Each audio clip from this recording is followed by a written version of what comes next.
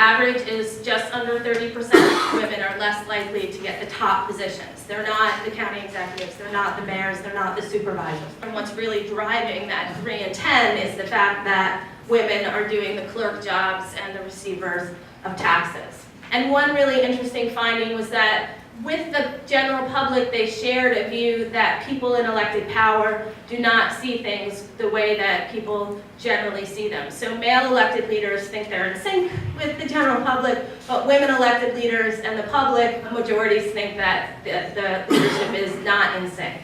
That the pathways to power for women are different for women than they are for men. Women are half the population in our region, but we're only 28% of our elected local leadership. We have to look behind that 28% and see the ways that women are serving. The United States doesn't fare very well comparatively, and you can see that our numbers in Congress put us below average. There are only 5 out of 50 governors who are women currently.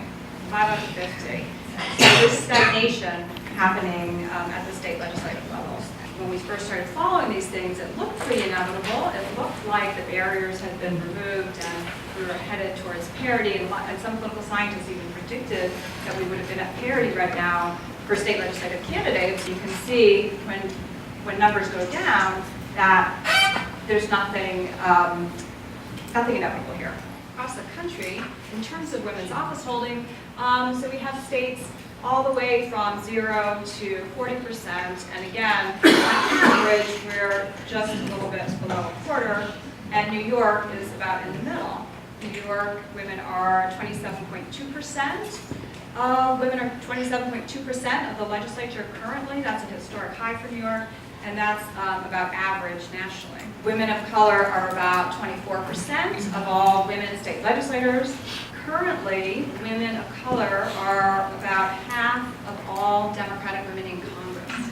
Women of color are about 10% of all women in statewide executive offices. Republican women just have not been sharing in the success of their parties. It's not an end problem, right? It's not a lack of talented women in this country. We could be at parity. Women are 23% of parliaments on average today around the world. We have today countries, Rwanda and Bolivia, that have over 50% women in their national legislatures. We have Micronesia with 0% women, Lebanon with 3% women. So just incredible variation around the world. In 1893, women could not vote anywhere in the world. So in the earliest periods, a lot of the discussion focused on the vote and on simple political citizenship.